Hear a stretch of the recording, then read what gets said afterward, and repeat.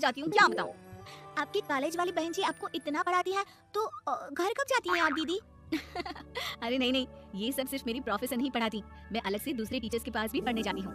दीदी फिर तो आप बहुत थक जाती होगी ना, आप ना पैदल मत जाया करो, टांगा ले लिया करो दीदी। नहीं मेरी भोली बहन, ना मैं पैदल जाती हूँ, ना ही यहाँ टांगा मिलता है, मैं बस से जाती हूँ और थोड़ी दूरी के लिए रिक्शा ले लेती हूँ। सच्ची? वहाँ पर टांगे नहीं बस चलती है? वाह, वो भी हर रोज? हमारे गांव में भी बस आती है, दिन में 2 बार। यही तो खास बात है शहर की, यहाँ बसें पूरा दिन दौड़ती हैं सड़कों पर, और सिर्फ बसें ही नहीं, कार, स्कूटर और ट्रक भी, और तो और थोड़ी दूरी पर तो हवाई जहाज भी है, जहाँ से हवाई जहाज आसमान में उड़ते हैं। अच्छा दीदी मैं फोन रखती हूँ, बुआ जी फूफा जी को मेरा नमस्ते कहना। हाँ माँ, हम लोग शहर में क्यों नहीं रहते? बुआ जी फूफा जी और मीनाक्षी दीदी तो शहर में ही रहते हैं। अरे क्योंकि तेरे बुआ जी की शादी शहर में हुई थी, इसलिए बेटा। शादी से पहले वो भी तेरे पापा और दादा दादी के साथ गांव में ही रहती थी। तो फिर बा मुझे शहर भेज दो ना, मैं भी शहर देखना चाहती हूँ। इतनी बार मीनाक्षी दीदी से शहर के बारे में सुन चुकी हूँ, अब मैं भी वहाँ जाकर देखना चाहती हूँ। बस आप मुझे शहर भेज दो। ठीक है, इस बार गर्मियों की छुट्टियों में कुछ दिन रह आना शहर, अपनी बुआ के घर। अब तो खुश ना? हाँ माँ, बहुत खुश। आप देखना मैं शहर जाके कितने मजे करती हूँ। अंजलि अगले दिन स्कूल जाती है और वहाँ अपने सारे दोस्तों को अपने शहर जाने की बात बताकर चिढ़ाती है। अरे श्रद्धा, शीतल, सरोज, तुम लोग इन गर्मियों की छुट्टियों में कहाँ जा रही हो? एकादशी वाले गांव के मेले में। हम तो दूसरे गांव में नानी के घर जाएंगे, उनका घर नहर के किनारे है, बड़ा मजा आएगा। हम इस बार कहीं नहीं जा रहे, बल्कि हमारे घर में रहने के लिए मेहमान आएंगे। और तू? अरे मेरा क्या है, मैं तो बस पास वाले शहर जा रही हूँ, अपनी बुआ जी के घर, वहीं रहूंगी कुछ दिन। तुम लोग चिंता मत करना, मैं चिट्ठी लिखूंगी तुम सबको वहाँ से। पापा मुझे तो चक्कर आ रहे हैं, जी घबरा रहा है। बेटा शहर आने की जिद भी तो तूने ही की थी, अब पहली बार बस में चढ़ी है तो यही होना था, भुगतो अब। अरे मामा जी, अंजलि, आप लोग आने से पहले बता तो देते, मैं लेने आ जाती बस स्टैंड तक। आओ आओ भैया, आओ बेटी अंजलि। माँ बुआ जी कैसे हैं वहाँ, और भाभी कैसी हैं? सब ठीक है, बस अंजलि जिद कर रही थी कुछ दिन आप लोगों के साथ रहने की, सो छोड़ने आ गया। दीदी आप मुझे शहर घुमाने ले जाओ ना, मुझे भी शहर देखना है। हाँ हाँ चल, तैयार हो जा जल्दी से। अंजलि तैयार होने जाती है और कुछ देर बाद जब बाहर आती है तो अरे ये क्या कर दिया तूने? मार्केट तक ही तो जाना है, इतनी डार्क रेड लिपस्टिक, इतने बड़े बड़े झुमके और चूड़ियां और चेहरे पर इतना सारा पाउडर।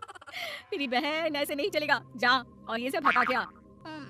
अरे कैसी क्यों? मैंने शहर आने के लिए इतनी मेहनत से ये सब इकट्ठा किया था, और वैसे भी मैंने देखा है मोहल्ले की राधा काकी के टीवी पर एक फिल्म चल रही थी, उसमें हीरोइन ना ऐसे ही तैयार होकर जाती है घूमने। सब पता है मुझे, मैं तो ऐसे ही जाऊंगी दीदी। अंजलि शहर की चकाचौंध को देखकर बहुत हैरान और खुश होती है। ऊंची ऊंची इमारतें, सड़क पर दौड़ती गाड़ियाँ, बड़ी बड़ी दुकानें, उसकी एक्साइटमेंट का ठिकाना नहीं था। दीदी ये छोटा सा कमरा सड़क के किनारे क्यों रखा है? इसमें कौन रहता होगा? ये कमरा नहीं, पीसीओ है, पीसीओ। यहाँ पर लोग फोन करने आते हैं सिक्का डालकर। ओ, हमारे गांव में तो दुकान पे ही जाते हैं बात करने। अच्छा चल, तुझे रेस्टोरेंट में खाना खिलाने ले चलती हूँ। Excuse me, 2 plate noodles please and 2 Cola. Meenakshi को ऑर्डर प्लेस करते हुए अंजलि बहुत ध्यान से देखती है और थोड़ी ही देर में ऑर्डर लेकर वेटर आ जाता है और खाना टेबल पर रख देता है। अरे ये लंबी लंबी सेवइयाँ खाती कैसे है दीदी? और इसके साथ कोई अचार, प्याज, मूली कुछ भी नहीं दिया, बस ये छोटा सा पेट खुजाने वाला दे दिया है। गाँव में तो छोटे छोटे चावल ही होते हैं जो की हाथ से खा लेती हूँ, अब इसे कैसे खाऊं दीदी? एक चम्मच प्लीज, और लिटिल प्याज और अचार और मूली और 1 गिलास मट्ठा बाद में। अब ये सब सुनकर आसपास बैठे लोगों को हंसी आ जाती है। मीनाक्षी भी अपनी हंसी किसी तरह रोकने की कोशिश करती है और वेटर मुस्कुराता हुआ वहाँ से चला जाता है। अंजलि समझ नहीं पाती कि सब किस बात पर हंस रहे थे, लेकिन वो झेप जाती है। दीदी मुझे लगता है कि मुझे इन सेवइयों को ऐसे ही खा लेना चाहिए, इसी पेट खुजाने वाले कांटे के साथ। एक काम कर, तू मुझे खाते देख, जैसे मैं खाऊं तो भी वैसे ही खा ले। ठीक है दीदी। अंजलि खाते खाते नूडल्स में सिरका ज्यादा डाल देती है, फिर ऊपर से नमक दानी से खेलते हुए काफी नमक भी अनजाने में छिड़क लेती है। अरे ये क्या क्या खा लिया? अरे हाय हाय कितना कड़वा है। पानी पानी, ये काला शरबत ही पी लेती हूँ। और जल्दबाजी में अंजलि जल्दी जल्दी कोला पी लेती है, जिससे उसके नाक में झंझनाहट होती है। दीदी मुझे ले चलो यहाँ से, मैं ये सब शहरी खाना नहीं खा सकती।